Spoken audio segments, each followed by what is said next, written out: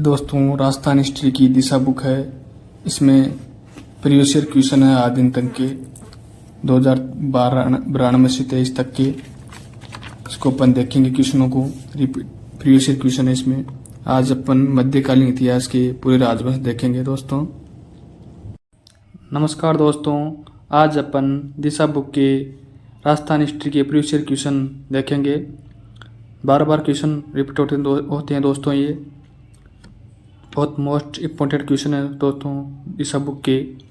तो इसमें पहला क्वेश्चन है दोस्तों अपना, राजपूताना नाम का प्रयोग सर्वप्रथम कब एवं किसने किया था? तो इसका राइट आंसर होगा 1800 ईस्वी में जॉर्ज थॉमस फर्स्ट। ये इसकी व्याख्या है दोस्तों, व्याख्या देख लीजिए।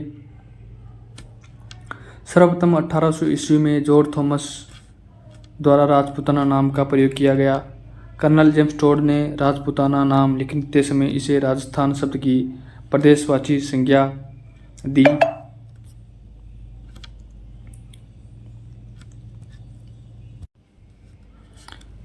प्रदेशवाची संज्ञा दी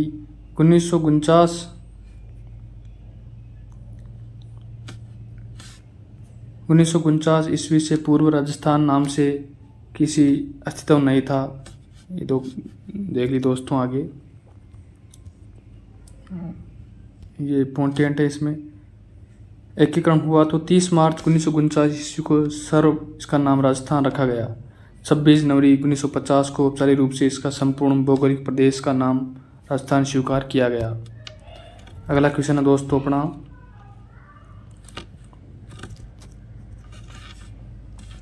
अंग्रेजों के समय राजस्थान को किस नाम से जाना जाता था? तो इसका राइट आंसर होगा राजपूताना दोस्तों। फिर निम्नलिखित में से जॉर्ज थॉमस द्वारा राजस्थान के लिए सर्वप्रथम किन शब्दों का प्रयोग किया गया था? थर्ड, राजपूताना। अगला क्वेश्चन है दोस्तों, भारतीय इतिहास में राजपूत वंशों का प्रभुत्व तक अवधि तक सीमित था। तो इसका राइट आंसर होगा दोस्तों 8वीं से 12वीं शताब्दी तक। अगला क्वेश्चन है दोस्तों, इसकी व्याख्या है, राजपूत वैदिक आर्यों की संतान है। इस मत के प्रतिपादक थे गौरीशंकर हीराचंद ओझा। ये व्याख्या है, व्याख्या आप देख सकते हैं।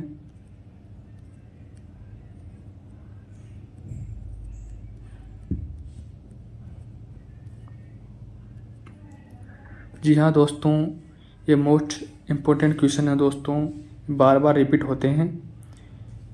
मैं आपको पूरी हिस्ट्री के क्वेश्चन, ज्योग्राफी क्वेश्चन करवाऊंगा, इसलिए चैनल को लाइक और सब्सक्राइब कीजिए वीडियो को। निम्न में से किस इतिहासकार ने राजपूतों को शक अथवा सीतियन जाति के वंशज माना है? तो आंसर होगा जेम्स टोड।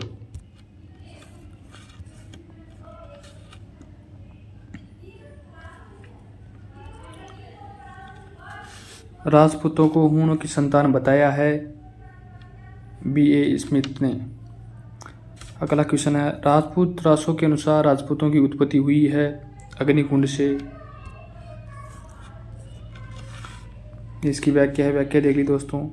चंद्रबरदाई ने पृथ्वीराज रासों में उल्लिखित किया है कि आबू पर्वत पर एक विशाल अग्निकुंड से गुरु वशिष्ठ एवं विश्वामित्र से 4 योद्धाओं गुजर प्रतिहार चालुक्य, सोलंकी, चाहमान, चौहान तथा परमार उत्पन्न किए। अगला क्वेश्चन है, निम्नलिखित में से किस विद्वान के अनुसार राजपूतों की उत्पत्ति अग्निकुंड से हुई थी? तो इसका राइट आंसर होगा दोस्तों 3rd नंबर, कवि चंद्रबरदाई। फिर अगला क्वेश्चन है, कौन सा रासो राजपूतों की उत्पत्ति को अग्निकुंड से संबंधित करता है? तो इसका राइट आंसर होगा फर्स्ट, बिसलदेव रासो, पृथ्वीराज रासो।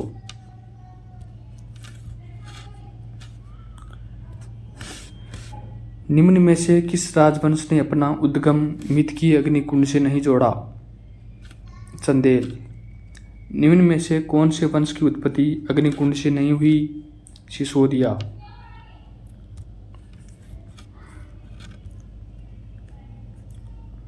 अब ये पहला वंश आ गया, गुजर प्रतिहार वंश को देखेंगे अपन पहले।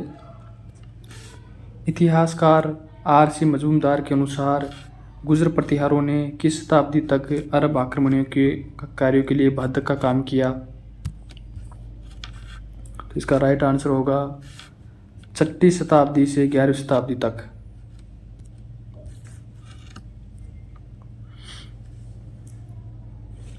इसकी व्याख्या है,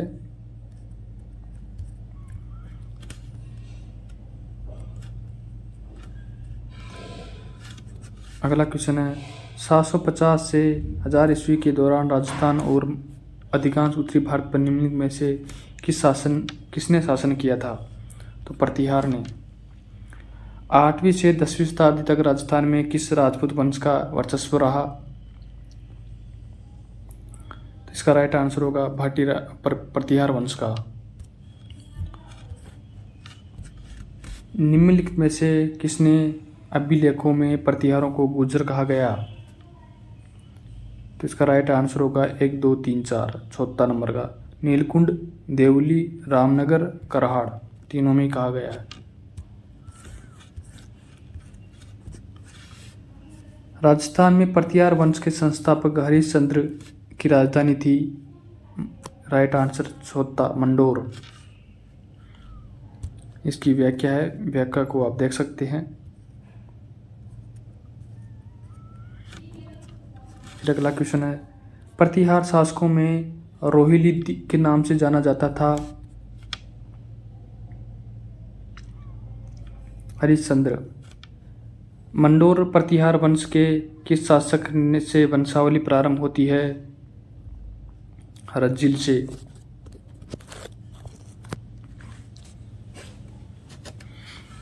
मंडोर के प्रतिहार माने जाते हैं क्षत्रिय। प्रतिहारों की 26 शाखाओं में से सबसे प्राचीन शाखा है मंडोर। मंडोर के प्रतिहार शासकों में निम्नलिखित में से कौन सा व्याकरण, तर्कशास्त्र, ज्योतिष, कला, काव्य रचना में कुशल थे? उन्हें प्रत्यक्ष रूप से एक से अधिक भाषाओं में प्रतिष्ठित कवि के रूप में स्वीकार किया गया था। तो इसका राइट आंसर होगा कक। इसकी व्याख्या है, व्याख्या को आप देख सकते हैं। अगला क्वेश्चन है, प्रतिहार वंश की मंडोर शाखा के किस शासक ने अपनी राजधानी मंडोर से मेड़ता स्थानांतरित की थी? जैसे कि कितनी बार रिपीट हुआ है क्वेश्चन, मोस्ट इंपोर्टेंट क्वेश्चन है। तो इसका राइट आंसर होगा 3rd नागभट्ट प्रथम। इसकी व्याख्या है, व्याख्या देख लीजिए, मोस्ट है। नागभट्ट प्रथम नरभट्ट का पुत्र था, इसे नाहड़ भी कहते हैं। घटियाला शिलालेख के अनुसार नागभट्ट ने मंडोर के पूर्व में राज्य की सीमा का विस्तार किया तथा मेदांता को अपनी राजधानी बनाया। नागभट्ट की रानी जज्जिका देवी से 2 महान गुणी पुत्र तात और भोज उत्पन्न हुए। तात ने अपनी भ्राता को मंडोर सौंपकर संन्यास ग्रहण किया। अगला क्वेश्चन है, मंडोर के प्रतिहार वंश से संबंधित प्रारंभिक शासक का नाम था नागभट्ट प्रथम। फिर अगला क्वेश्चन है दोस्तों, नागभट्ट प्रथम किस राजवंश से संबंधित है? तो इसका राइट आंसर होगा गुर्जर प्रतिहार। प्रतिहार शासक जिसने सर्वप्रथम जालोर को अपनी राजधानी बनाया वह था प्रथम नागभट्ट प्रथम। इसकी व्याख्या पढ़ सकते हैं।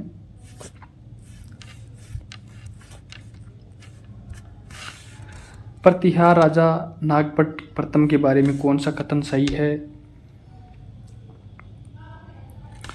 वे वत्सराज के पुत्र थे, उन्होंने लगभग 50 वर्षों तक शासन किया। उनकी मृत्यु के बाद महिपाल और भोज द्वितीय के बीच उत्तराधिकारी बनने के लिए युद्ध हुआ। उन्होंने संघ के अरब शासकों को हराया जो राजस्थान, गुजरात, पंजाब आदि पर अतिक्रमण करने की कोशिश कर रहे थे। इसका राइट आंसर होगा चौथा, ये वाला। अगला क्वेश्चन है, उस प्रतिहार शासक का नाम बताइए जिसने न केवल अरबों के आगे बढ़ने पर अंकुश लगाया बल्कि अनेक शासकों को उनके आधिपत्य से भी मुक्त किया। तो इसका राइट आंसर होगा नागभट्ट प्रथम। किस राजा के वंशज गुर्जर प्रतिहार कहे जाने लगे? Right answer Nagabhata second.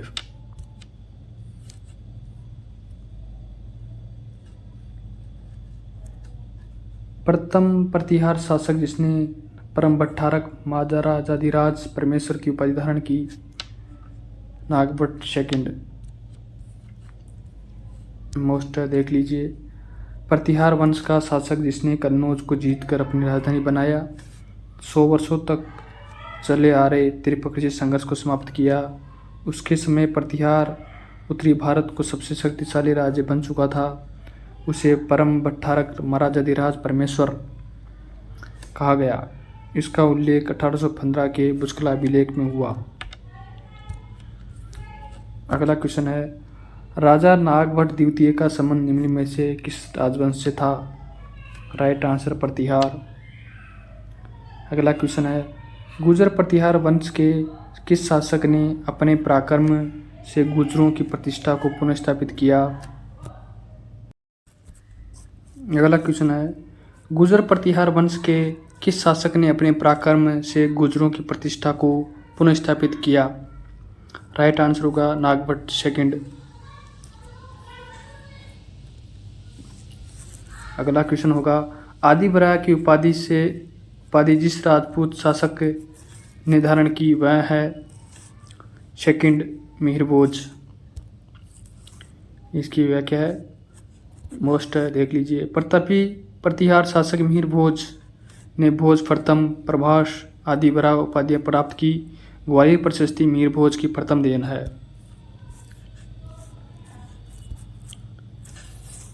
किस प्रतिहार राजा के काल में प्रसिद्ध ग्वालियर प्रशस्ति की रचना की गई? राइट आंसर होगा भोज प्रथम। दूसरा क्वेश्चन है, कौन सी पुस्तक गुर्जर प्रतिहार वंश के मिहिरभोज द्वारा रचित नहीं है? धर्मग्रह। ये इसकी व्याख्या है दोस्तों, व्याख्या देख सकते हैं आप। अगला क्वेश्चन है, राजशेखर किसके दरबार में था? महेंद्रपाल प्रथम के। Right answer.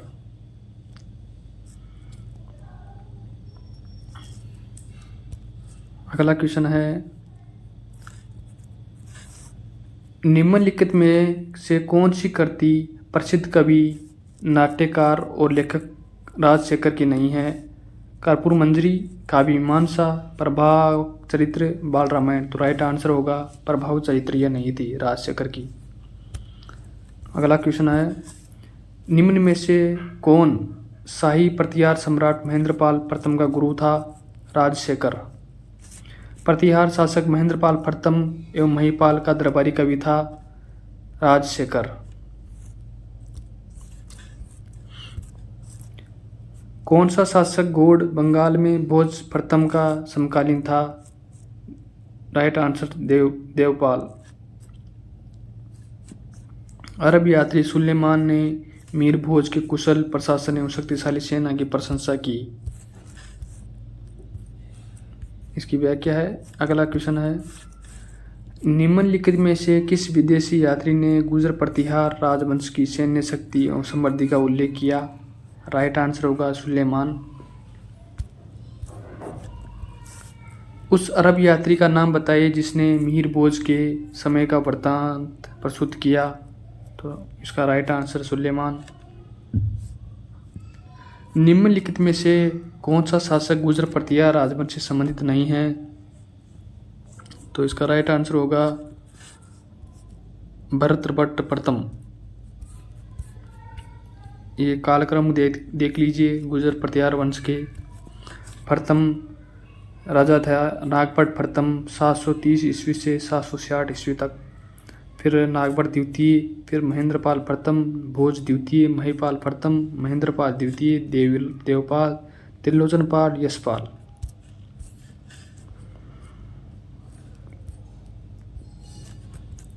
अगला क्वेश्चन है, प्रतिहार वंश का अंतिम शासक था यशपाल।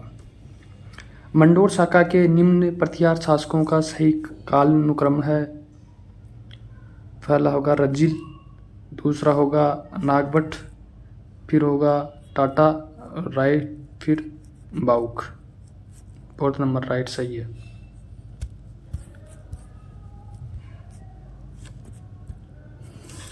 गुर्जर प्रतिहार पाल एवं राष्ट्रकूट शासन केंद्रीय राजतंत्र नहीं थे। तो इसमें राइट आंसर होगा गलत है।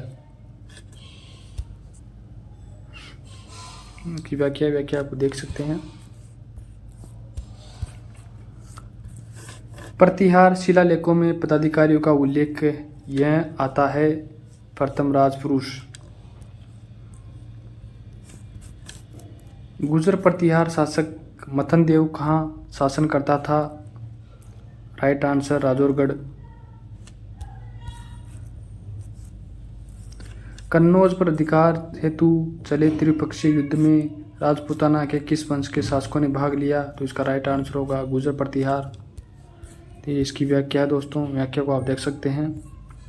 इसका राइट आंसर होगा, अगला क्वेश्चन है, गुर्जर प्रतिहारों की राजधानी कौन सी थी? तो राइट आंसर होगा भीनमाल। देख लीजिए दोस्तों, चीनी यात्री ह्वेनसांग ने भारत की यात्रा का विवरण अपने ग्रंथ शिवकी में किया।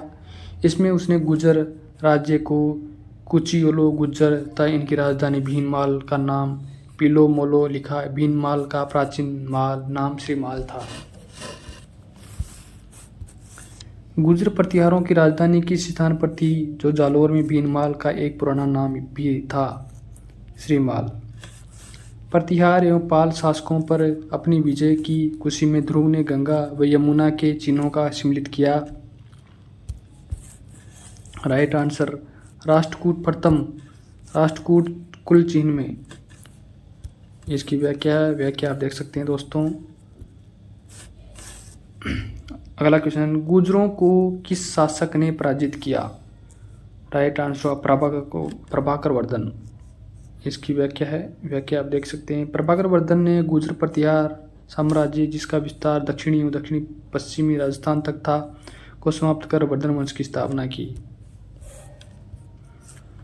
अगला क्वेश्चन है, जोधपुर के नज़दीक वह एक स्थान जो हिंदू एवं जैन मंदिरों के लिए प्रसिद्ध है एवं जिनका निर्माण 8वीं शताब्दी से 12वीं शताब्दी के बीच गुर्जर प्रतिहार वंश द्वारा किया गया। तो राइट आंसर होगा नकोड़िया ओसिया।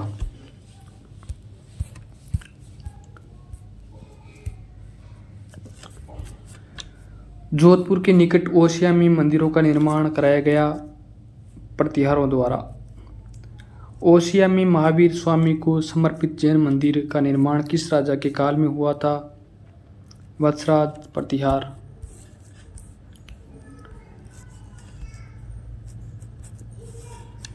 प्रतिहार शासक के शासनकाल में जैन ग्रंथ हरिवंश पुराण एवं कुवलेमाला की रचना हुई। वत्सराज के शासनकाल में। इसकी व्याख्या आप देख सकते हैं। वह गुर्जर प्रतिहार शासक जिसने रणअस्तिन का विरुद्ध धारण किया था। Right answer Vatsaraj. विरुद्ध रणअस्तिन का विरुद्ध उपाधि धारण की थी भाई साहब, किसने? वत्सराज ने। अब अपना चौहान वंश आ गया है। किस इतिहासकार ने चौहानों का ब्राह्मण वंश से उत्पन्न होना माना है? Right answer doctor Bhandarkar. ये चौहानों के बारे में मत है दोस्तों, इसको देख लीजिए, मोस्ट इम्पोर्टेंट है। ब्राह्मण वंशी मत, इनको चौहानों को ब्राह्मण वंशी किसने बताया? डॉक्टर दशरथ शर्मा ने, डॉक्टर गोपीनाथ शर्मा एवं कायम खान रासो ने। और अग्निकुंड की उत्पत्ति किसने बताई? पृथ्वीराज रासो, नैणसी एवं सूर्यमल मिश्रण ने। सूर्यवंशी किन्होंने बताया? पृथ्वीराज विजय, हमीर महाकाव्य, हमीर राजसू, सुरजन चरित्र, चौहान प्रशस्ति, बेदला शिलालेख। इतिहासकार गौरीशंकर हीराचंद ओझा भी इन्हें सूर्यवंशी मानते हैं। इंद्रज के वंशज रायपाल का शेवाड़ी अभिलेख। विदेशी मत colonel James Tod, doctor B Smith एवं विलियम क्रूक। और चंद्रवंशी मत हास्य शिलालेख, अचलेश्वर मंदिर का शिलालेख। चौहान राजवंश के संस्थापक शासक है, तो इसका राइट आंसर होगा 4th नंबर वासुदेव।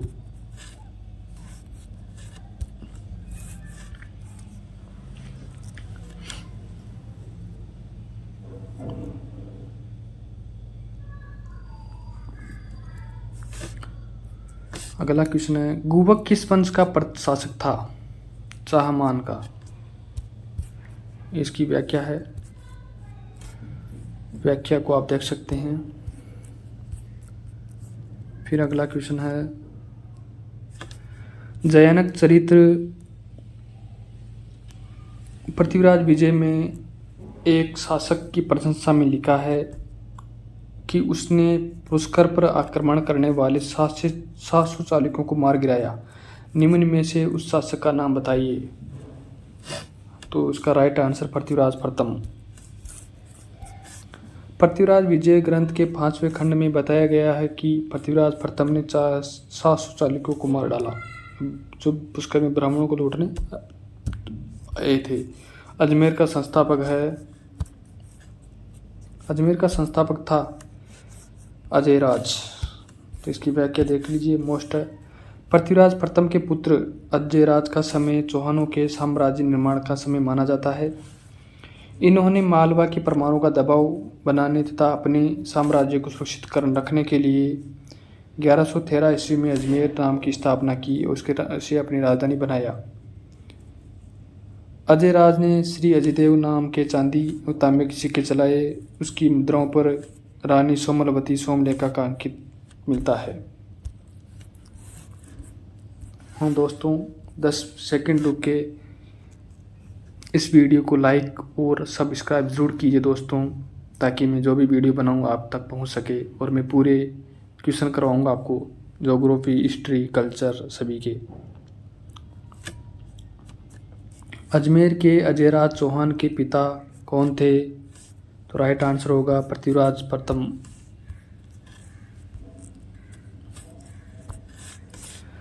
अजमेर का पहला चौहान शासक जिसने अपनी नाम पर सिक्के जारी किए, अजयराज।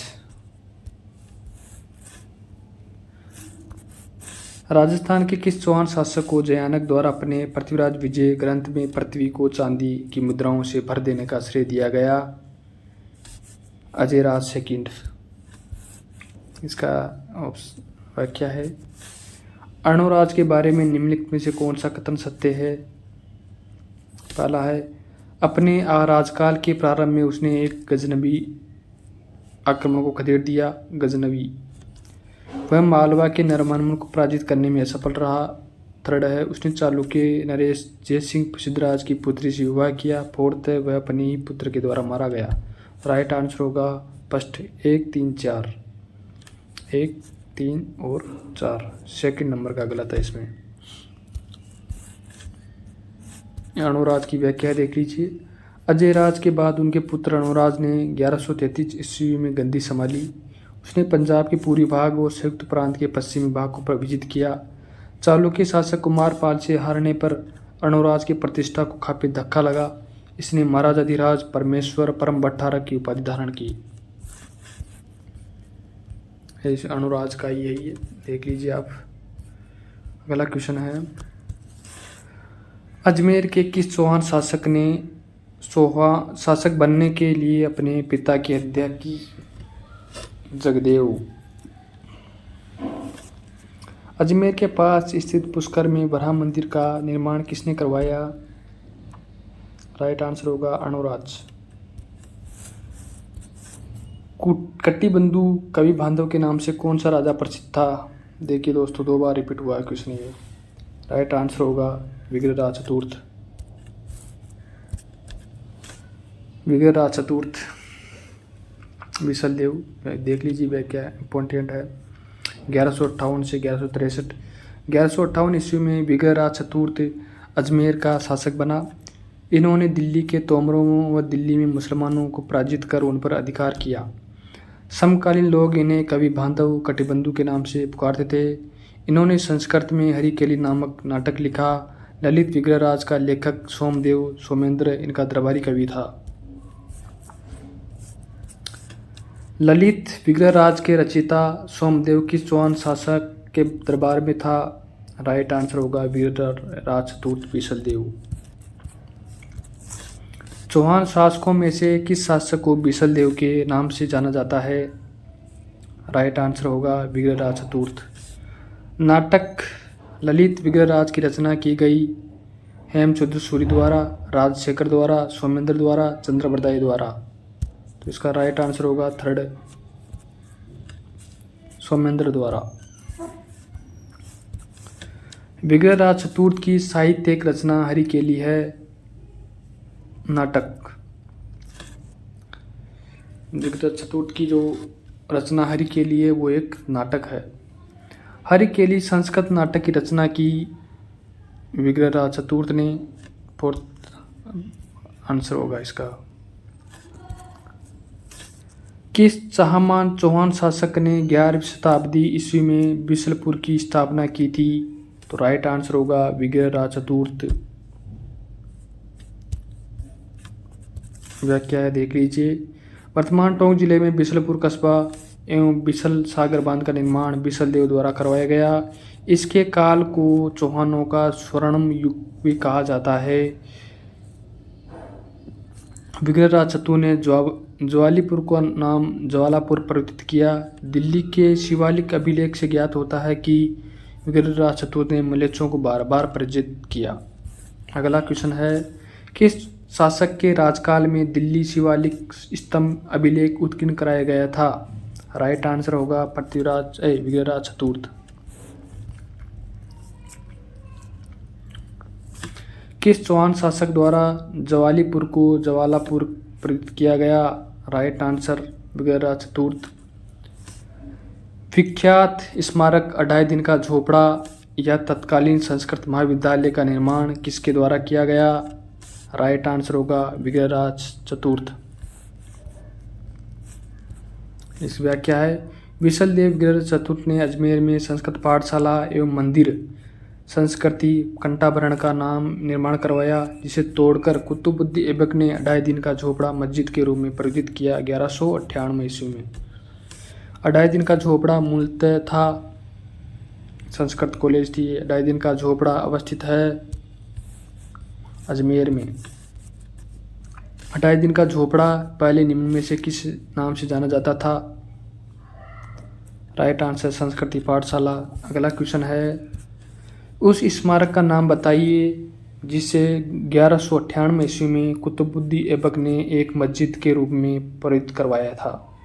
राइट आंसर अढ़ाई दिन का झोपड़ा। किस चौहान वंशीय शासक ने प्रताप लंकेश्वर की उपाधि धारण की थी? Right answer Someshwar. ये सोमेश्वर की व्याख्या है, इसने प्रताप लंकेश्वर की उपाधि धारण की थी।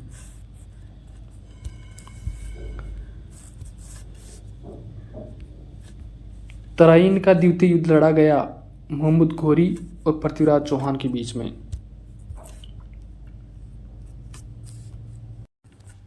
इसकी व्याख्या है दोस्तों, पृथ्वीराज तृतीय और राय फितौरा 1177 से 1192 ईस्वी तक चौहान वंश का प्रसिद्ध राजा, जिन्होंने तराइन के प्रथम युद्ध 1191 ईस्वी में मोहम्मद शहाबुद्दीन गोरी को पराजित किया। तराइन के द्वितीय युद्ध 1192 ईस्वी में पृथ्वीराज तृतीय मोहम्मद गोरी के हाथों में पराजित हुए। इस युद्ध में पृथ्वीराज तृतीय की पराजय का कारण कन्नौज के शासक जयचंद की पुत्री संयोगिता के प्रेम संबंधों को माना जाता है।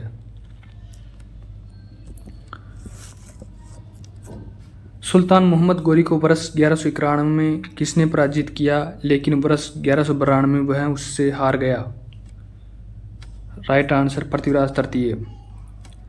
पृथ्वीराज तृतीय और मोहम्मद गोरी के मध्य कितने युद्ध लड़े गए थे? Right answer second, third 2।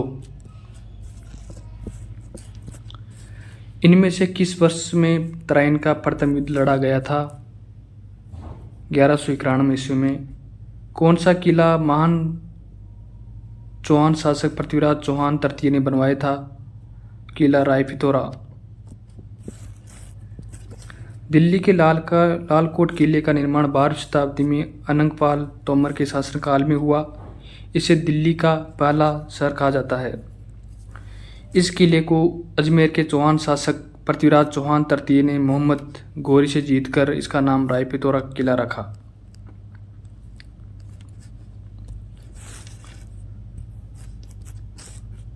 कौन पृथ्वीराज चौहान तृतीय का दरबारी विद्वान नहीं था? तो राइट आंसर होगा सारंगधर नहीं होगा इसमें। विद्यापति गौड़ होगा, वागीश्वर जनार्दन होगा, विश्वरूप होगा।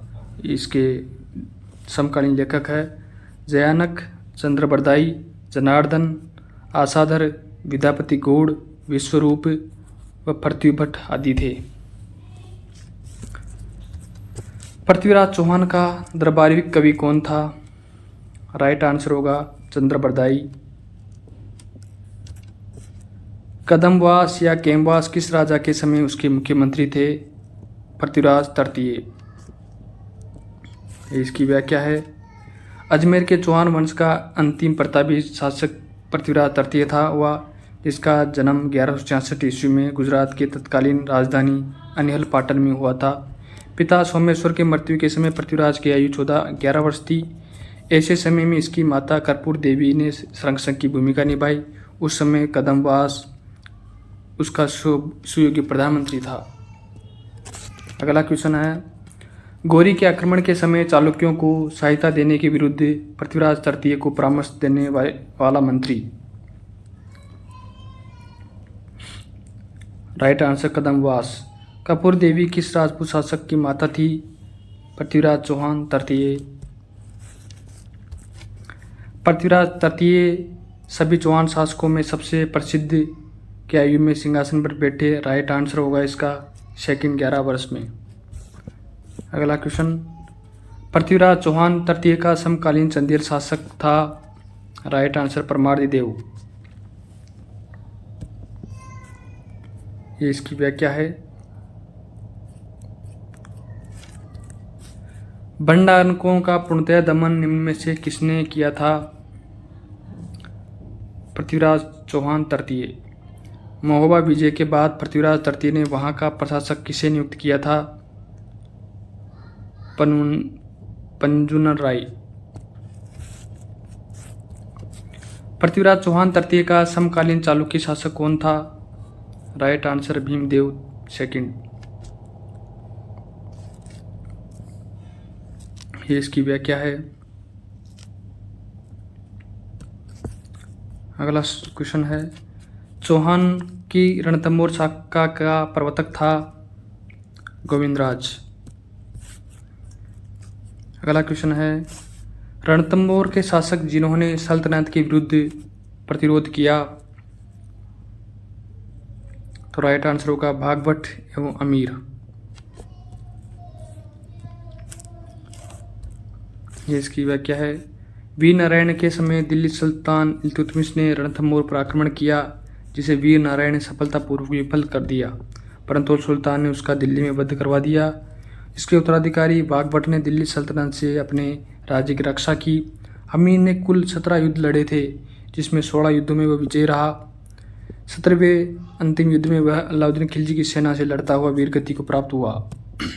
अगला क्वेश्चन है दोस्तों राजस्थान रणथंभौर के शासक हमीर चौहान की किस वर्ष दिल्ली के सुल्तान जलालुद्दीन खिलजी की सेना के साथ प्रथम बार मुठभेड़ हुई थी? राइट आंसर 1290 ईस्वी में। इसकी व्याख्या है, व्याख्या को आप देख सकते हैं। रणथंभौर के किस चौहान नरेश के सेनापति ने झाइन के निकट जलालुद्दीन खिलजी को हराया था? राणा हमीर। प्रथम खिलजी सुल्तान जिसने रणथंभौर दुर्ग पर आक्रमण किया था वह था जलालुद्दीन। अलाउद्दीन खिलजी ने रणथंभौर पर आक्रमण किया क्योंकि राणा की सेना सुदृढ़ थी, सुल्तान के विद्रोह को शरण दी, राणा ने युद्ध की पहल की, जलालुद्दीन को ने आदेश दिया। तो राइट आंसर सेकंड। सुल्तान के विद्रोह को शरण दी थी किसने? हमीर ने। इसकी व्याख्या है, व्याख्या को आप देख सकते हैं। हमीर ने सुल्तान अलाउद्दीन खिलजी के किस विद्रोही सेनापति को रणथंभौर दुर्ग में शरण दी थी? तो इसका राइट आंसर होगा मीर मुहम्मद शाह। अगला क्वेश्चन है रणथंभौर का युद्ध 1303 ईस्वी में निम्न में से किसके मध्य हुआ था? राइट आंसर अलाउद्दीन खिलजी और अमीर के बीच में 1301 ईस्वी में हुआ था ये। इसमें अलाउद्दीन खिलजी विजय रहा था।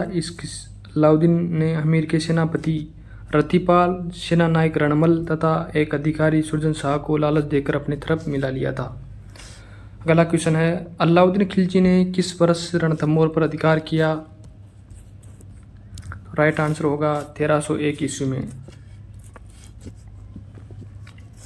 अलाउद्दीन के आक्रमण के समय रणथंभौर का शासक कौन था? राणा हमीर। हमीर के किन दो मंत्रियों की गद्दारी से रणथंभौर का पतन त्वरित हुआ? रणमल एवं रतिपाल। 1300 ईस्वी में रणथंभौर पर आक्रमण के दौरान अलाउद्दीन खिलजी का कौन सा सेनापति मारा गया था? नुसरत खान।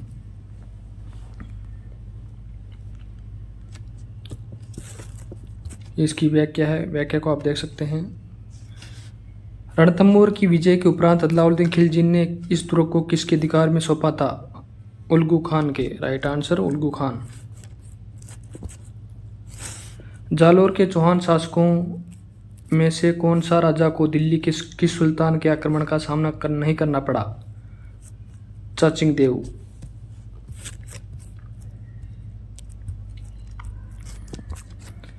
राजस्थान का प्रथम चौहान राज्य था नाडोल। व्याख्या देख लीजिए। नाडोल के चौहान शासकों की संस्थापक शाकंभरी नरेश वाघपति राज का पुत्र लक्ष्मण चौहान था, जिसने 960 ईस्वी में लगभग चावड़ा राजपूतों से स्वतंत्र होकर चौहान वंश की स्थापना की। शाकंभरी के चौहानों के बाद यह प्रथम चौहान राज्य था और 1205 ईस्वी के लगभग नाडोल के चौहान जालोर की चौहान शाखा में भी मिल गए।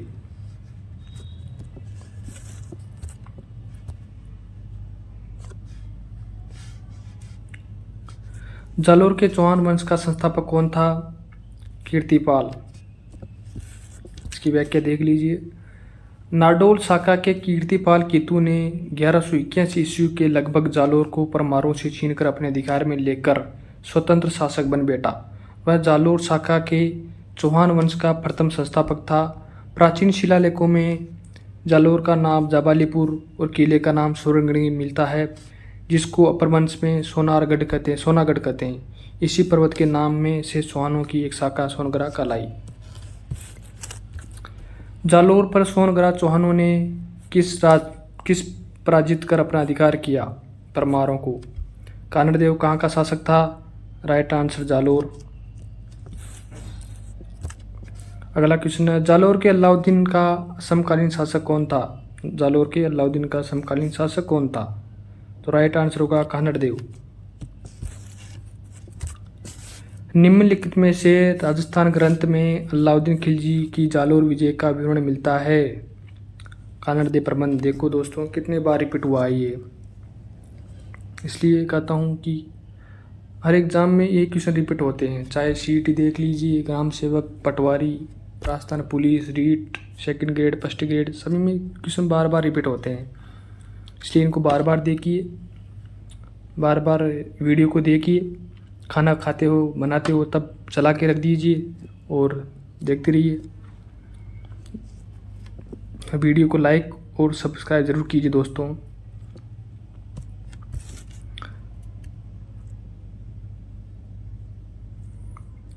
अगला क्वेश्चन है, अलाउद्दीन खिलजी ने किस दुर्ग को जीतकर उसका नाम खैराबाद रखा? सिवाना। व्याख्या देख लीजिए मोस्ट है। अलाउद्दीन खिलजी का प्रथम जालोर अभियान 1308 सिवाना दुर्ग का पतन। अलाउद्दीन ने 2 जुलाई 1308 ईस्वी में एक सेना किले को फतह करने के लिए नियुक्त कर दी। सुल्तान ने इस विजय के बाद सिवाना दुर्ग का अधिकार कमालुद्दीन गुरुक को सौंपा और उसका नाम खैराबाद रखा। फरिश्ता के अनुसार अलाउद्दीन खिलजी का जालोर पर द्वितीय आक्रमण किस वर्ष में हुआ था? राइट आंसर होगा इसका 1311 ईस्वी में। इसकी व्याख्या आप देख लीजिए, मोस्ट देख लीजिए। 1311 ईस्वी में जालोर में आक्रमण किया था। कानड़देव व जालोर अलाउद्दीन खिलजी के मध्य लड़ा गया, इसमें अलाउद्दीन खिलजी की विजय रहा। इस तरह जालोर के सोनगरा चौहान वंश का पतन हुआ। अलाउद्दीन खिलजी ने जालोर विजय के बाद उसका नाम जलालाबाद रखा। अलाउद्दीन खिलजी ने 1311 ईस्वी में जालोर को जीतकर उसका नाम क्या रखा? जलालाबाद। अलाउद्दीन खिलजी ने जालोर के किस राजपूत शासक का अंत कर दिया था? सोनगरा चौहान वंश का। अलाउद्दीन खिलजी की विजय को कालक्रमानुसार व्यवस्थित कीजिए। तो इसका राइट आंसर हो जाएगा फर्स्ट 1 3 4 2। पहली विजय थी इसकी रणथंबोर, सेकंड विजय थी चित्तौड़, फिर थी सिवाना और फिर जालोर। इसकी व्याख्या है, देख लीजिए। रणथंबोर में कब विजय प्राप्त हुआ था? 1301 ईस्वी में, फिर चित्तौड़ में 1303 ईस्वी में, फिर सिवाना में 1308 ईस्वी में और फिर जालोर में 1311 ईस्वी में। चौहान शासकों को कालक्रम के अनुसार व्यवस्थित कीजिए। राइट होगा इसका फोर्थ। तो पहला शासक होगा इसका विग्रहराज चतुर्थ, फिर होगा पृथ्वीराज सेकंड, फिर होगा सोमेश्वर और फिर होगा पृथ्वीराज तृतीय। देखिए चौहान शासकों का कार्यक्रम देख लीजिए। पहला था वासुदेव चौहान, फिर गुवक, फिर विग्रहराज प्रथम, फिर विग्रहराज सेकंड, फिर विग्रहराज तृतीय, फिर पृथ्वीराज प्रथम, फिर अजयराज, फिर अणोराज, फिर विग्रहराज चतुर्थ, फिर पृथ्वीराज सेकंड, फिर सोमेश्वर, फिर पृथ्वीराज तृतीय। लास्ट था पृथ्वीराज चौहान तृतीय। चौहान राजवंश के निम्नलिखित शासकों का काल क्रमानुसार व्यवस्थित कीजिए। चौथा होगा इसमें। पहला कौन सा होगा? पृथ्वीराज फर्स्ट, फिर अजयराज, फिर अणोराज और फिर विग्रहराज चतुर्थ।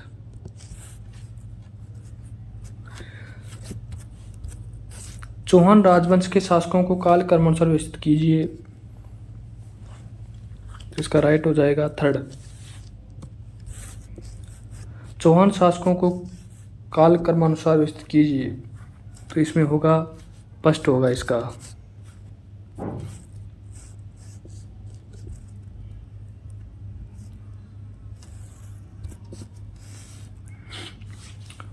तो राइट होगा चामुंडाराज, फिर होगा दुर्लभराज सेकंड तृतीय, फिर विग्रहराज तृतीय, फिर पृथ्वीराज प्रथम। अगला क्वेश्चन है, कोटा राज्य का संस्थापक था माधो सिंह। इसकी व्याख्या है, व्याख्या को आप देख सकते हैं। कोटा का नाम किसके नाम पर रखा गया? वीर शासक कोटिया के नाम पर। झालवाड़ राज्य की स्थापना कब हुई? तो 1838 ईस्वी में। इसकी व्याख्या को आप देख सकते हैं। अंग्रेजों ने मांगरोल युद्ध 1811 में कोटा महाराजा के विरुद्ध किसकी सहायता की थी? राइट आंसर होगा इसका जालिम सिंह। ये इसकी व्याख्या है, व्याख्या को आप देख सकते हैं। हुंजा नामक घोड़ा किसका था? राइट आंसर होगा बूंदी के उमेद सिंह का।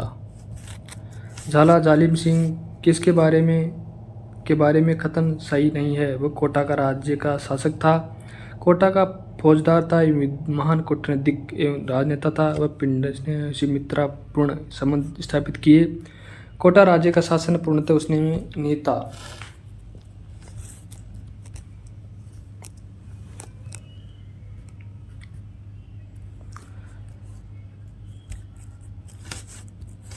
चौहान वंश के संस्थापक सहमल की राजधानी क्या थी? राइट सिरोही।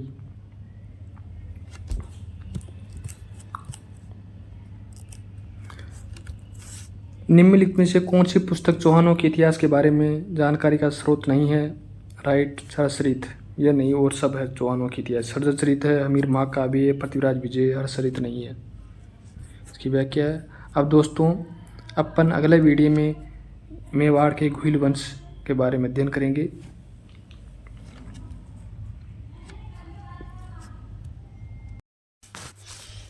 अगला वंश है अब मेवाड़ घुइल सिसोदिया वंश। फर्स्ट क्वेश्चन है, निम्नांकित में से कौन सा विद्वान घुइलों की ब्राह्मण उत्पत्ति के सिद्धांत के विरुद्ध है?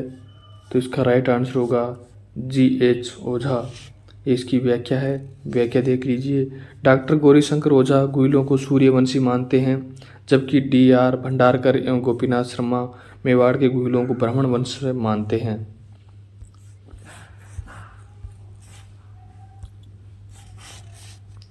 नैनश्री ख्यात में गुहिलों की कितनी शाखाओं का उल्लेख किया है?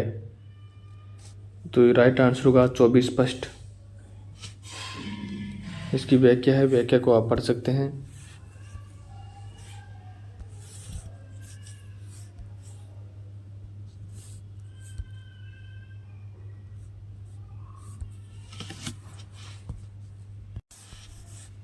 अगला क्वेश्चन है, बप्पा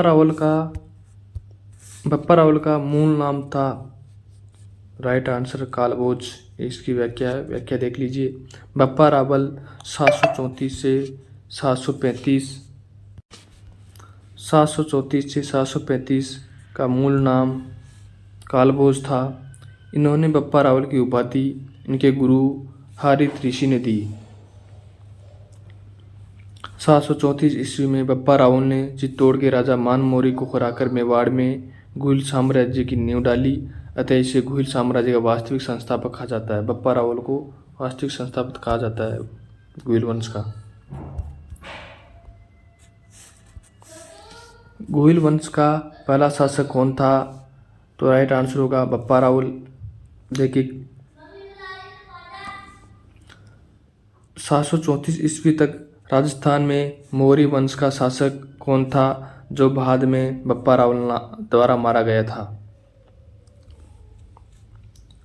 मानमोरी। चित्तौड़ का राणा रतन सिंह किस वंश का था? गुहिल वंश का।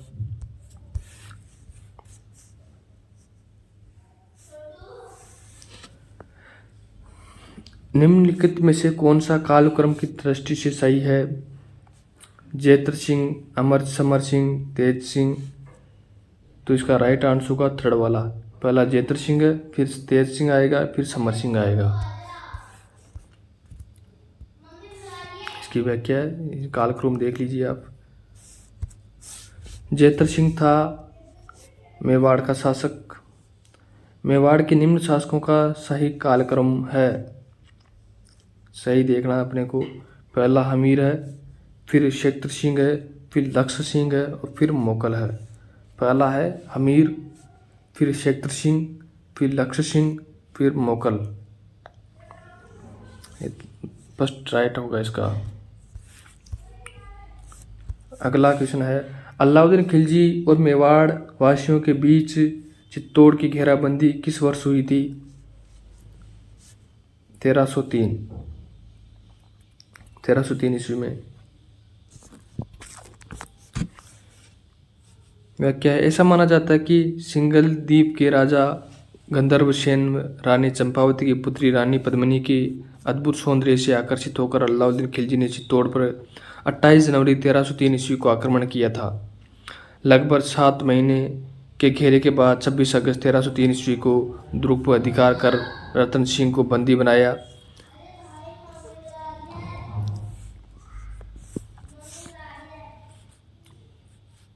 गोरा पद्मिनी का चाचा और बादल पद्मिनी का भाई द्वारा मुक्ति के प्रयास के दौरान रतन सिंह की मृत्यु हो गई। रानी पद्मिनी ने सैकड़ों राजपूत स्त्रियों के साथ जोहर किया, जो मेवाड़ का प्रथम एवं राजस्थान का दूसरा शाखा कहलाता है। वो राजस्थान का पहला शाखा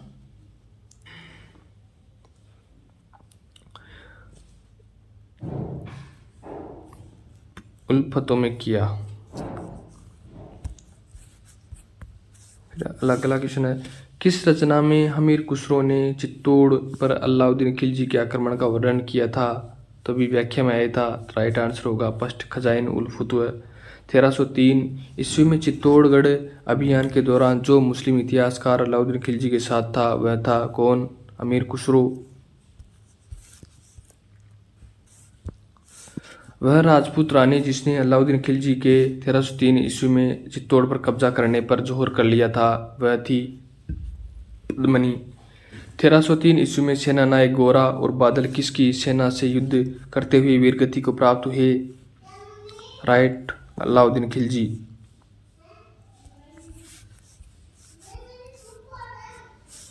गोरा और बादल ने किसकी रक्षा की थी? पद्मिनी की।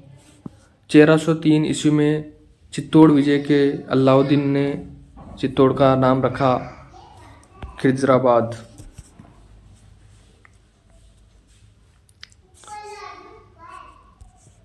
चित्तौड़ विजय के बाद अलाउद्दीन खिलजी ने चित्तौड़ का नाम अपने पुत्र खिरजा के नाम पर खिज़राबाद रखा। निम्नलिखित में से कौन सिसोदिया वंश के पूर्वज बने थे? राणा हमीर। इसकी व्याख्या इंपॉर्टेंट देख लीजिए। राणा हमीर 1326 से 1364 ईस्वी। इन्हें मेवाड़ के उद्धारक एवं सिसोदिया वंश का वास्तविक संस्थापक माना जाता है। हमीर ने सिंगोली के युद्ध चित्तौड़गढ़ में दिल्ली के सुल्तान मोहम्मद बिन तुगलक को पराजित किया। महाराणा कुंभा द्वारा रचित रसिक प्रिय टीका में तथा कीर्ति स्तंभ प्रशस्ति हमीर में की विषम घाटी पंचानन दृश्य कहा। विषम घाटी पंचानन की संज्ञा मेवाड़ के किस शासक को दी गई थी? राइट आंसर होगा राणा हमीर। मेवाड़ के मुक्तिदाता किसे कहा जाता है? राइट आंसर होगा राणा हमीर।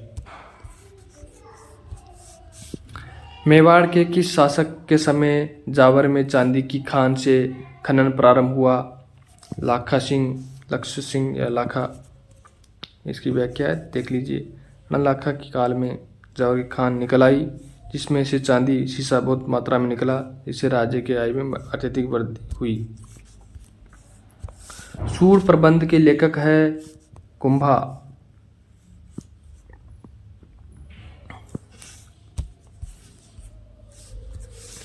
निम्नलिखित शासकों में से सबसे अधिक किसे मेवाड़ की बौद्धिक एवं कलात्मक उन्नति का श्रेय जाता है? राइट आंसर होगा महाराणा कुंभा। इसकी व्याख्या देख लीजिए, इंपॉर्टेंट है। कुंभा ने संगीत राज, संगीत मीमांसा, सूर प्रबंध नामक संगीत ग्रंथ की रचना की। कुंभा ने जयदेव की प्रसिद्ध करती इस गीत गोविंद पर रसिक प्रिया के नाम से टीका, चंडी शतक की व्याख्या, टीका एवं संगीत रत्नाकर का टीका लिखी। इसके अतिरिक्त कुंभा 4 नाटकों के रचयिता थे, जिनसे उनको मेवाड़ी, महाराष्ट्री, कर्नाटी भाषा लिखने का अच्छा ज्ञान होने का पता चलता है।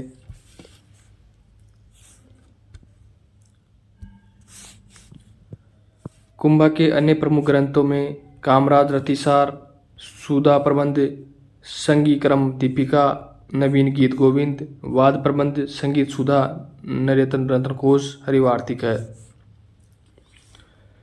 संगीत पर लिखे गए निम्नलिखित ग्रंथों में से कौन से राणा कुंभा द्वारा रचित है? तो इसका राइट आंसर होगा फोर्थ। 1, 2, 3 चारों ही है। संगीत राज भी है, संगीत मीमांसा भी है, सूर प्रबंध भी है, रसिक प्रिया भी है। सुधा प्रबंध किसने लिखी? राणा कुंभा ने लिखी। निम्नलिखित संगीत ग्रंथों में से कौन से ग्रंथ राणा कुंभा करता है?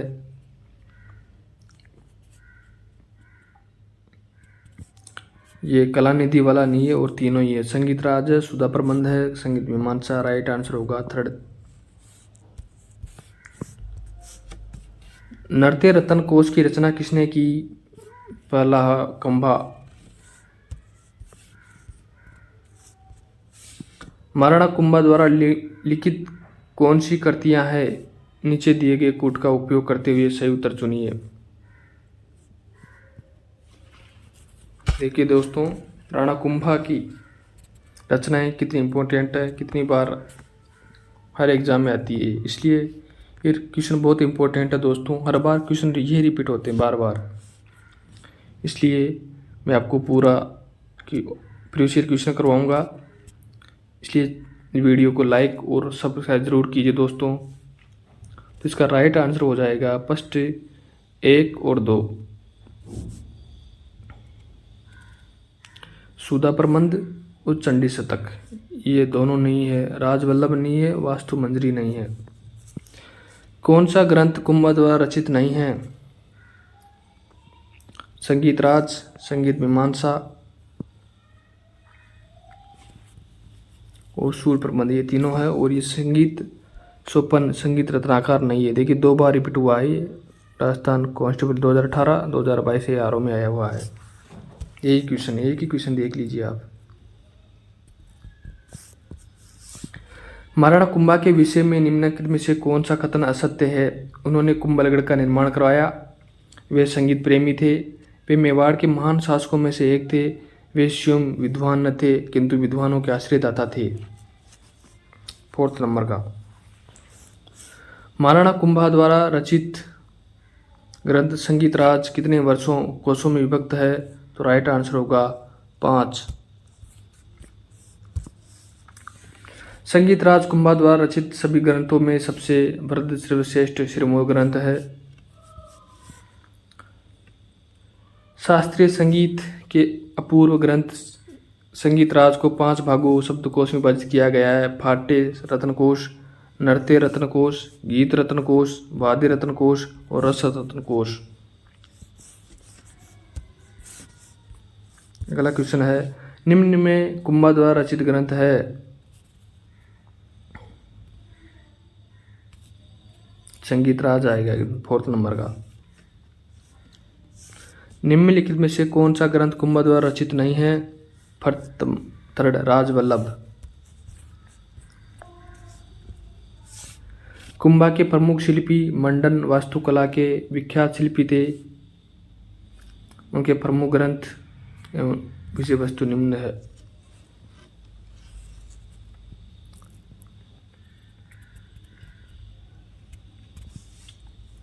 देखिए मंडन की ये ग्रंथ है और ये इसकी विषय वस्तु है। तो इसकी पहला है रूप मंडन ग्रंथ का नाम है। इसमें मूर्ति कला के बारे में बताया गया है। मूर्ति कला विषयक 6 अध्याय इसमें। फिर है देव मूर्ति प्रकरण रूपावतार ग्रंथ है। इसमें मूर्ति निर्माण प्रतिमा स्थापन के बारे में है। फिर है वास्तु मंडन वास्तुकला के बारे में है। वास्तुसार दुर्ग भवन निर्माण राजप्रसाद के बारे में है। कोदंड मंडन धनुर् विद्या के बारे में है। शकुन मंडन शकुन अपशकुन के बारे में है। वेद मंडन व्याधियाँ और निदान के बारे में है। प्रसाद मंडन देवालय निर्माण कला के बारे में है। राजवल्लभ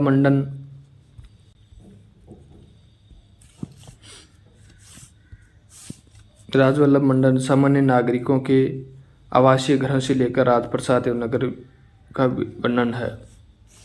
शिल्पी शास्त्र मंडन द्वारा रचित ग्रंथ रूप मंडन का संबंध किस विषय से है? तो राइट आंसर होगा मूर्ति कला।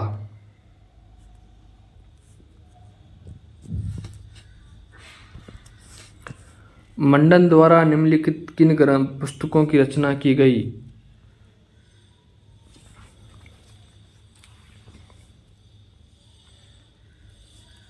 राजवल्लभ की रूपावतार की गई, देव मूर्ति प्रकरण की गई और वास्तुसारों की गई थी। शिल्पी शास्त्री मंडन द्वारा लिखित ग्रंथ कौन सा नहीं है? तो राइट आंसर होगा कला मंडन। कौन सा ग्रंथ कुंभा की रचना नहीं है? कलानिधि।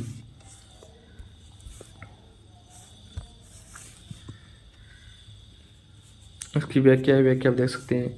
अगला क्वेश्चन है, किस राजा को अभिनव भट्टाचार्य, हिंदू सुल्तान, छाप गुरु, राय रायन एवं दान गुरु की उपाधियों से जाना जाता है? राइट आंसर होगा राणा कुंभा।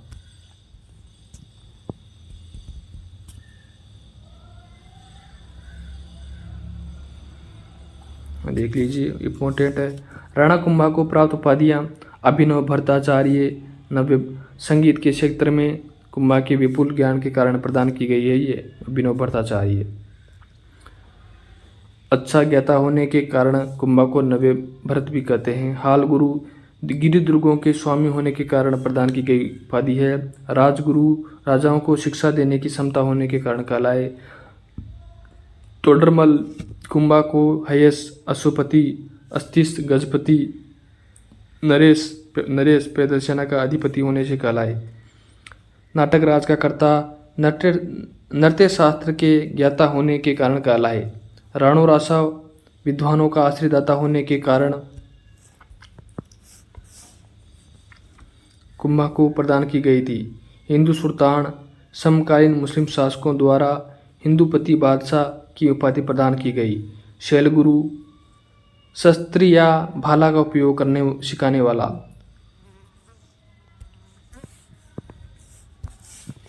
नंदी के अवतार नंदिकेश्वर के मत का अनुसरण करने के कारण कहलाए।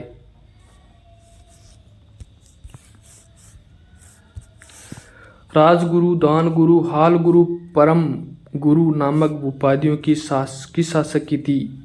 तो राणा कुंभा।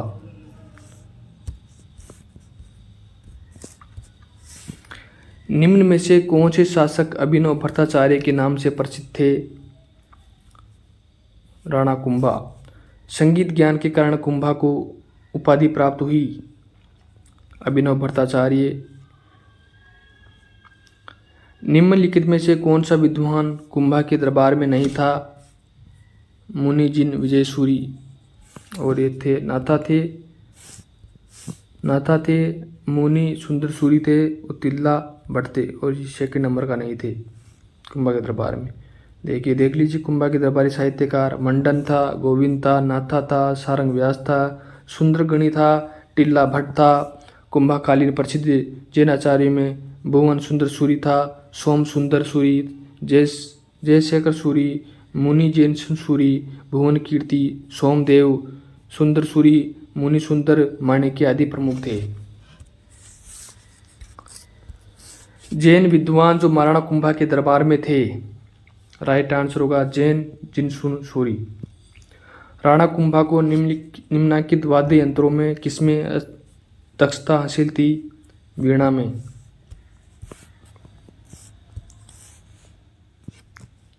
देख लीजिए संगीताचार्य श्री सारंग व्यास कुंभा के संगीत गुरु थे। हीरानंद मुनि को कुंभा अपना गुरु मानते थे, उन्हें कविराज की उपाधि दी। कुंभा की पुत्री रमाबाई को वागीश्वरी कहा गया। कुशाल माता का भव्य मंदिर जिसका निर्माण कुंभा द्वारा ने करवाया था स्थित है कहाँ पर है? बदनौर में है भाई। वह क्या है? वह कौन सा मेवाड़ का मशहूर शासक था जिसने अचलगढ़ के किले की मरम्मत कराई? राणा कुंभा। RS में आया क्वेश्चन है ये। वह क्या है? वीर विनोद के लेखक श्यामल दास के अनुसार कुंभा के 84 दुर्गों में से 32 दुर्ग महाराणा कुंभा ने बनवाए। मेवाड़ के 84 दुर्गों में से 32 तो राणा कुंभा ने बनवाए अकेला, जिनमें कुंभलगढ़ है राजसमंद में है, अचलगढ़ आबू में है, बसंती दुर्ग सिरोही में है। मेरों के प्रभाव को रोकने के लिए माचन दुर्ग का निर्माण करवाया। कोलन और बदनौर के निकट बैराट के दुर्गों की स्थापना की गई। भोमट का दुर्ग बनाकर भीलों को मुक्ति को नियंत्रित किया गया। इसलिए राणा कुंभा को राजस्थानी वास्तुकला का जनक भी माना जाता है।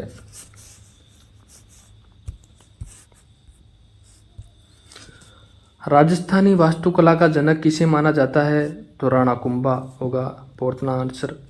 निम्न में से कौन सा दुर्ग कुंभा द्वारा निर्मित नहीं है? गागरोन, और सब राणा कुंभा द्वारा दुर्ग है ये। वह प्रसिद्ध राजपूत राजा कौन था जिसने राजस्थान में सर्वाधिक दुर्गों का जीर्णोद्धार निर्माण करवाया? राणा कुंभा।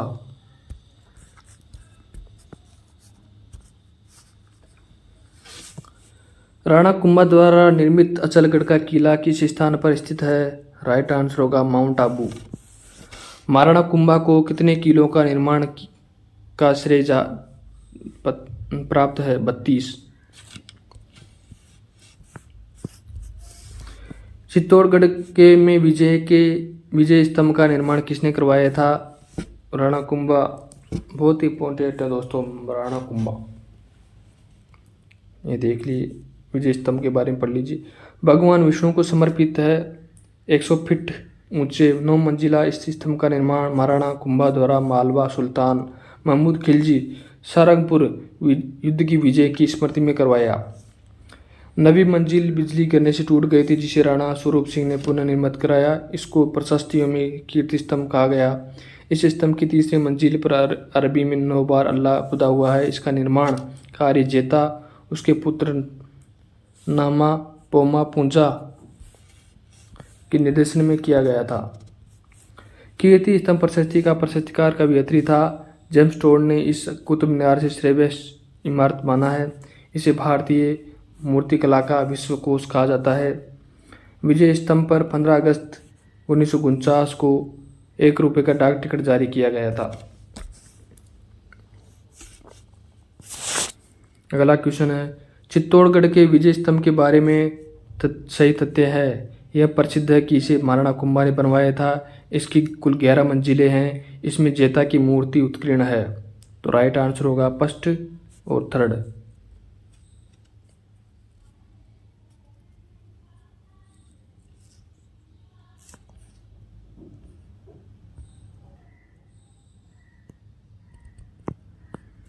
नौ मंजिल ही है भाई, इसमें 11 मंजिल नहीं है। विजय स्तंभ के बारे में सही कथन चुनिए। यह 9 मंजिला स्तंभ है। मंडन इसका वास्तुकार था। तो इसका राइट आंसर होगा फर्स्ट, ओनली 9 मंजिल था।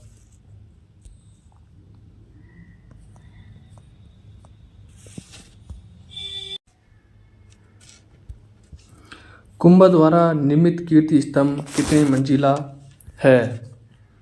तो इसका राइट आंसर होगा 9, थर्ड ऑप्शन। चित्तौड़गढ़ स्थित विजय स्तंभ पर पहला स्मारक डाक टिकट कब जारी किया गया?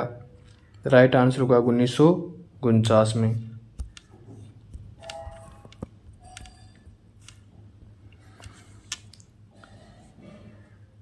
9 मंजिल के विशाल कीर्ति स्तंभ को राणा कुंभा ने अपने किस उपास्य देव को समर्पित किया? तो राइट, विष्णु को। महाराणा कुंभा ने किस विजय प्राप्त करने के उपलक्ष्य में विजय स्तंभ का निर्माण करवाया? मालवा और गुजरात की सेना के मध्य। Second number. मालवा के किस शासक को पराजित कर कुंभा ने कीर्ति स्तंभ का निर्माण करवाया था? राइट आंसर महमूद खिलजी प्रथम।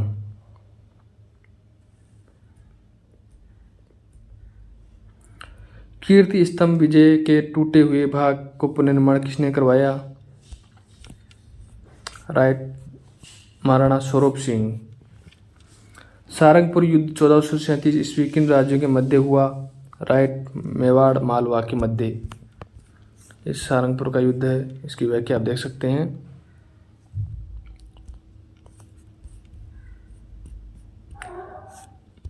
सारंगपुर का युद्ध कब लड़ा गया? तो 1437 ईस्वी में। सन 1437 में मेवाड़ मालवा युद्ध का तत्कालीन कारण क्या था?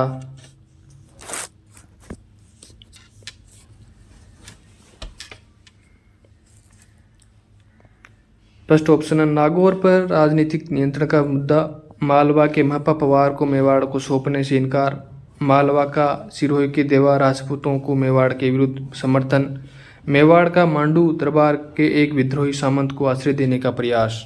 तो राइट आंसर होगा सेकंड नंबर, मालवा के महापा पवार को मेवाड़ को सौंपने से इनकार, इसलिए कुंभा ने मालवा पर आक्रमण कर दिया। मालवा के किस सुल्तान को राणा कुंभा ने कई बार पराजित किया था? महमूद खिलजी को।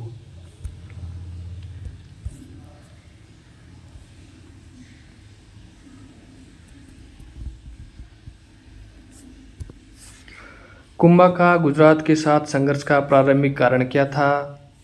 नागौर विवाद। तो देख लीजिए नागौर विवाद क्या था। कुंभा का गुजरात के साथ संघर्ष का प्रारंभिक कारण नागौर विवाद था। 1456 ईस्वी में नागौर के स्वामी फिरोज खान के मरने पर उसका पुत्र शम्स खान नागौर का स्वामी बना, परंतु उसे हटाकर उसके छोटे भाई मुजाहिद खान ने नागौर पर अधिकार कर लिया।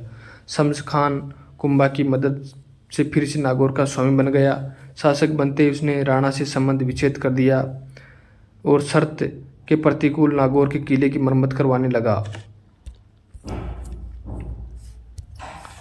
महाराणा ने नागौर पर चढ़ाई कर दी। शम्स खान गुजरात के सुल्तान की सहायता से महाराणा कुंभा की सेना का मुकाबला करने लगा, परंतु उसकी सेना हार गई और नागौर पर मेवाड़ का अधिकार स्थापित हो गया। जब गुजरात के सुल्तान कुतुबुद्दीन को अपनी सेना की हार की सूचना मिली तो वह स्वयं मेवाड़ पर आक्रमण करने हेतु चला। अगला क्वेश्चन है, चंपारण की संधि किसके मध्य हुई?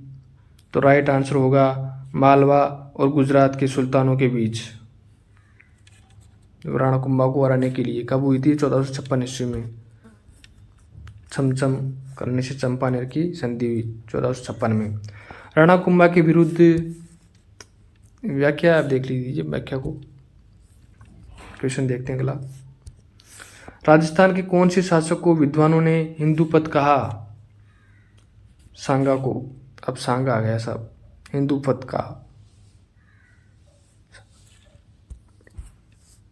सांगा इंपॉर्टेंट देख लीजिए। 1509 से 1528 ईस्वी तक रहा था सांगा। सांगा भारतीय इतिहास में हिंदूपत नाम से विख्यात है। कर्नल जेस्टोर ने राणा सांगा को सिपाही का अंश कहा। महाराणा संग्राम सिंह मेवाड़ के परम यशस्वी महाराणा कुंभा के पौत्र महाराणा रायमल के पुत्र थे। महाराणा सांगा का जन्म 12 अप्रैल 1482 को, राज्याभिषेक 14 मई 1509 को हुआ। अजमेर के करमचंद पवार ने सांगा को उनके बड़े भाइयों से बचाकर अज्ञातवास में रखा था। राज्याभिषेक से पूर्व वे सांगा के आश्रयदाता बने थे। अगला क्वेश्चन है, महाराणा सांगा ने इब्राहिम लोदी को किस युद्ध में पराजित किया था?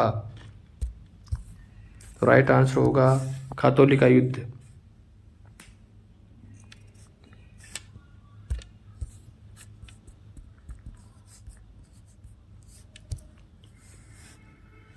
व्याख्या है इसकी। मेवाड़ के निम्नलिखित शासकों में से इब्राहिम लोदी खातौली के युद्ध में पराजित किया महाराणा सांगा ने।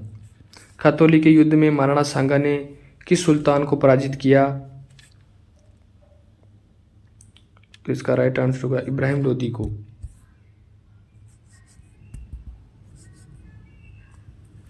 खातौली का युद्ध लड़ा गया था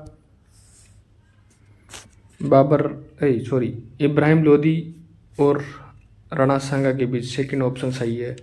खातौली युद्ध के विषय में निम्नलिखित में से कौन सा कथन असत्य है?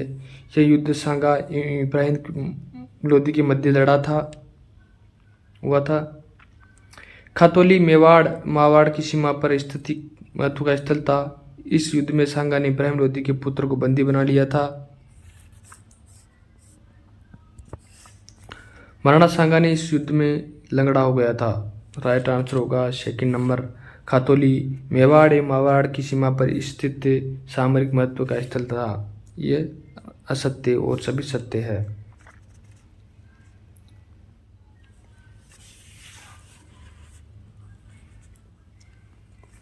गागरोन का युद्ध किसके मध्य लड़ा था? चौथा महमूद खिलजी और महाराणा सांगा के बीच में। महमूद खिलजी महाराणा सांगा के बीच में। इसकी व्याख्या देख लीजिए। गागरोन का युद्ध 1519 में हुआ था। सांगा ने मेदिनी राय को गागरोन दुर्ग दे दिया। अतः मालवा के महमूद खिलजी द्वितीय गुजरात के मुजफ्फर शाह ने मिलकर गागरोन दुर्ग पर आक्रमण किया। इस युद्ध में सांगा को निर्णायक विजय प्राप्त हुई। महमूद की बंदी बना लिया गया, लेकिन बाद में राणा ने उसके साथ मानवीय व्यवहार करते हुए समाधान देकर मालवा लौटा दिया। इस युद्ध में पहली बार मेवाड़ का द्वारा रक्षात्मक युद्ध के स्थान पर आक्रमण युद्ध का आरंभ हुआ। मालवा को मेवाड़ से अपनी भूमि पर पराजय मिली। अगला क्वेश्चन है, निम्नलिखित में से राणा सांगा के समय मालवा का शासक कौन था? राइट आंसर होगा महमूद खिलजी सेकंड।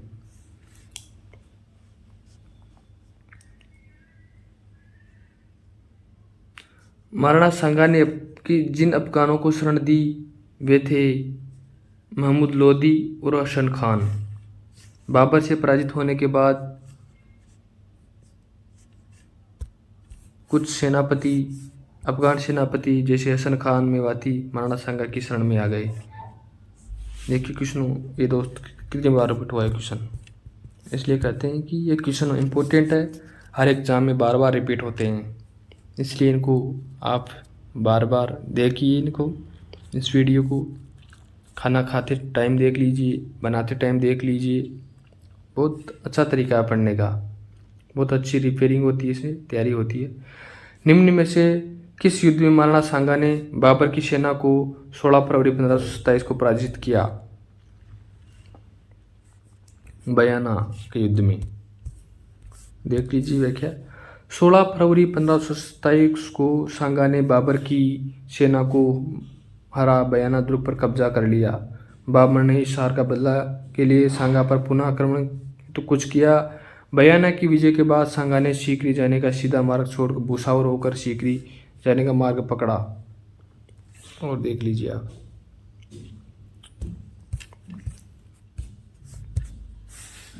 राणा सांगा और बाबर के मध्य खानवा का युद्ध कब लड़ा गया? 17 मार्च 1527 को। अब खानवा का युद्ध आ गया। देखिए कितना मोस्ट है, कितनी बार रिपीट हुआ है ये। इंपॉर्टेंट क्वेश्चन है दोस्तों।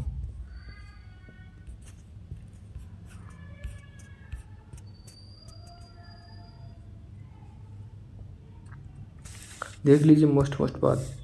17 मार्च 1527 को खानवा के मैदान में राणा सांगा एवं मुगल सम्राट जलालुद्दीन मोहम्मद बाबर के मध्य भीषण युद्ध हुआ। खानवा के युद्ध में राणा सांगा की सेना में अफगान सुल्तान महमूद लोदी, मेवाड़ शासक हसन खान मेवाती, मारवाड़ के शासक राव गांगा का पुत्र मालदेव, बीकानेर के राव जेत सिंह का पुत्र कुंवर कल्याणमल, आमेर का राजा पृथ्वीराज, ईडर का राजा भारमल, मेड़ता का राजा रायमल राठौड़, रायसेन का सहलदी तंवर, चंदेरी का मेदिनी राय, नागौर का खानाजादा, सिरोही का खेराज, वागड़ डूंगरपुर का रावल उदय सिंह, सलूम्बर का रावत रतन सिंह, वीरमदेव मेड़तिया, देवलिया रावत भाग सिंह, नरबड़बाड़ा, ये सब थे दोस्तों। राणा सांगा ने खानवा के युद्ध में से पहले पातीपेरवन की राजपूत परंपरा को पुनर्जीवित करके राजस्थान को प्रत्येक सरदार को अपनी ओर से युद्ध में शामिल करने का निमंत्रण दिया था।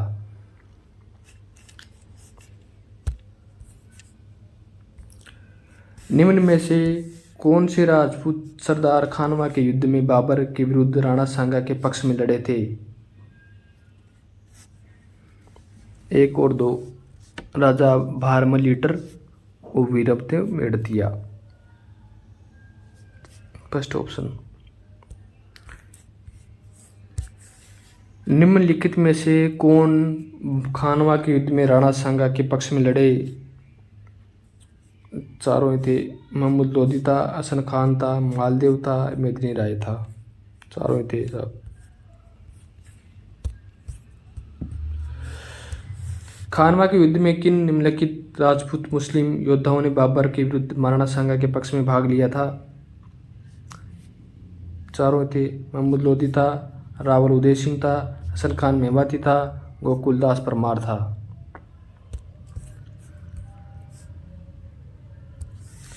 निम्न में कौन सा युद्ध राणा सांगा और बाबर के मध्य हुआ था? खानवा का युद्ध हुआ था।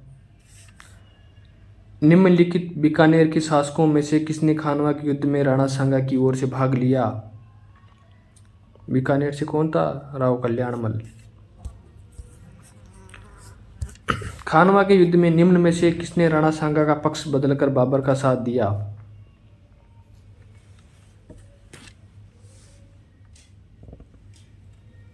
सहलदी तंवर। रावत जग्गा एवं राजबाग किस शासक के दरबार में थे? सरदार थे राणा सांगा के।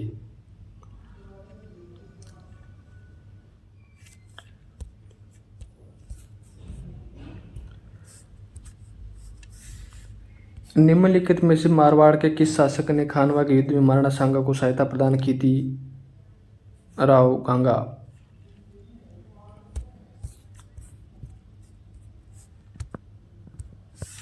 खानवा में बाबर के विरुद्ध सांगा की सहायता के लिए किसके नेतृत्व में मारवाड़ी सेना भेजी गई थी? मालदेव के नेतृत्व में। किस राजपूत सरदार ने खानवा के युद्ध में राणा सांगा के घायल हो जाने के बाद उसका राज चिन्ह धारण करके युद्ध जारी रखा था? जाला अज्जा ने। इसकी व्याख्या के कारण था बाबर की सैन्य व्यवस्था में उसकी तुगलमा प्रणाली। तुगलमा पद्धति से अनभिज्ञ राणा सांगा। बाबर की सेना के पास तोपें बंदूकें थी, इसलिए खानवा के युद्ध हार गए थे राणा सांगा। अगला क्वेश्चन है, राणा सांगा के मृत शरीर पर दाह संस्कार किस स्थान पर किया गया? पश्चिम मांडलगढ़। ठीक है दोस्तों, आज इतना ही है और अगले क्वेश्चन अगले वीडियो में देखेंगे।